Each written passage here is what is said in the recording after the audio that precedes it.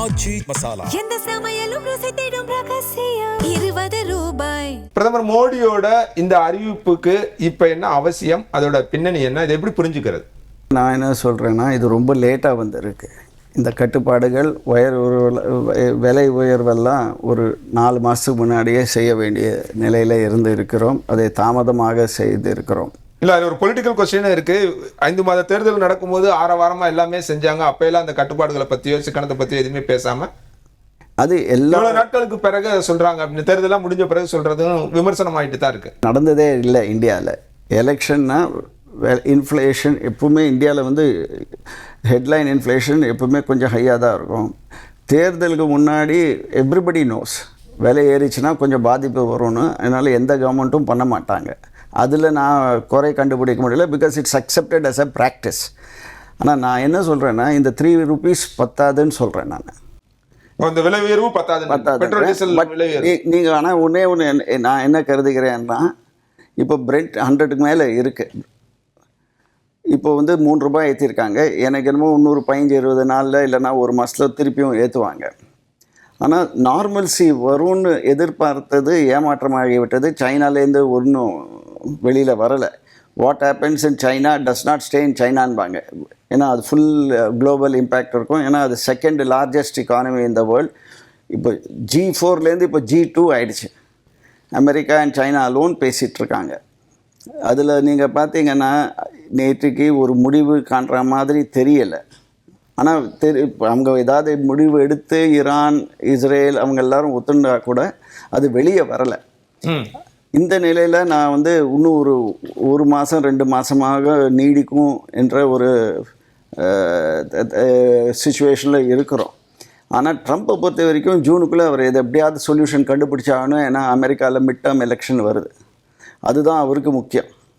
So எல்லோரும் வந்து domestic இஷ்யூஸை தான் அட்ரெஸ் பண்ணுவாங்க பிஃபோர் அட்ரெஸிங் இன்டர்நேஷ்னல் இஷ்யூ. அதனால் ஏதாவது ஒரு முடிவு வந்து தான் ஆகணும். இப்போதைக்கு இஸ்ரேலை கட்டுப்பட்டு வச்சுருக்காங்க அவங்க கொடைக்கு அமெரிக்கா.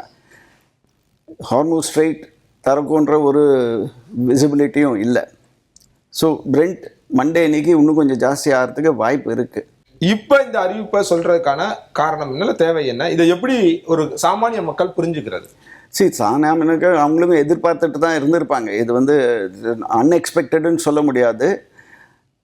இதில் வந்து எப்படி அவங்கள அஃபெக்ட் பண்ணுன்னா, ஃபுட் இன்ஃப்ளேஷன் ஜாஸ்தி ஆகும், டிரான்ஸ்போர்ட்டேஷன் ஜாஸ்தி ஆகும். மக்களோட எதிர்பார்ப்பு அல்லது அச்சம் என்ன இருக்குது அப்படின்னா, இப்போ ஒரு ஃப்ரம் ஹோம் திரும்ப சொல்கிறாங்க அப்படின்னு லாக்டவுன் நோக்கி நம்ம போகிறோமோ, என்ன நடக்க போகுது அப்படின்ற ஒரு அச்சம் எல்லாத்துட்டையுமே இருக்குது. லாக்டவுன் வந்து அது என்ன சொல்கிறாங்கன்னா, லாக்டவுன் வராது. ஆனால் அது சொல்லி கட்டுப்பாடு வருன்ற ஒரு நம்பிக்கையில் இது மாதிரி சொல்லிகிட்டு இருக்காங்களே தவிர government will not allowance full lockdown. Covid மாதிரி நடக்காது என்று நான் நம்புகின்றேன். ஏன்னா அந்த கோவிட் எக்ஸ்பீரியன்ஸ் ரொம்ப பேடாக இருந்தது எக்கானமிக்கு. நம்ம பொறுத்த வரைக்கும் கோவிட் அதுக்கப்புறம் இது வந்ததில் கிட்டத்தட்ட 8 வருஷமாக நம்ம கஷ்டப்பட்டுட்ருக்குறோம். ஸோ அதனால் ஃபுல் லாக்டவுன் வராது. இவங்களோட கடைக்கெல்லாம் அங்கே ஃபுட்ஃபால்ஸ் இருந்தால் தான் வாங்க முடியும். அதனால் நடக்காது. ஃபுல் லாக்டவுன் வராது. கட்டுப்பாடுக்கு என்ன பண்ணுவாங்க, ஞாயிற்றுக்கிழமை வந்து பெட்ரோல் விற்கக்கூடாது, இது நடுப்புற 2 நாள் மேண்டேட்ரியாக ஒரு வீட்டிலேருந்து வேலை செய்யணும், இது மாதிரி தான் வருமே தவிர ஃபுல் லாக்டவுன் வராது, எதிர்பார்க்க முடியாது. நம்பர் 1. நம்பர் 2, கொஞ்சம் கட்டுப்பாடு செய்யறது பப்ளிக் டிரான்ஸ்போர்ட்டே கொஞ்சம் குறைக்க பார்ப்பாங்க. பஸ்ஸு, இந்த ட்ரெயின் அதெல்லாத்தையும் கொஞ்சம் குறைக்க பார்ப்பாங்க. ஏன்னாக்க ரொம்ப க்ரௌடடாக இருக்குது, நம்ம இன்றைக்கி போவானா அப்படின்னு தள்ளி போடுறதுக்கும் வாய்ப்பு இருக்குது. ஸோ இது வந்து கரெக்ட் நேரம்னு சொல்ல மாட்டேன். It has come late, it has come less.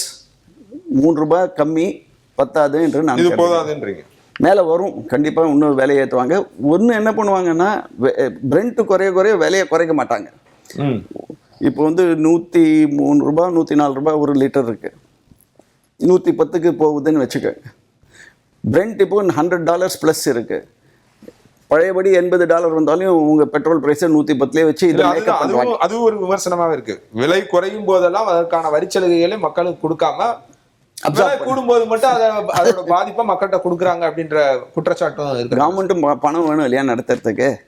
அதனால அவங்க செய்து தான் ஆகணும். அது ஆச்சி மசாலா எந்த சமையலும் ருசி தேடும் ரகசியம் 20 ரூபாய்.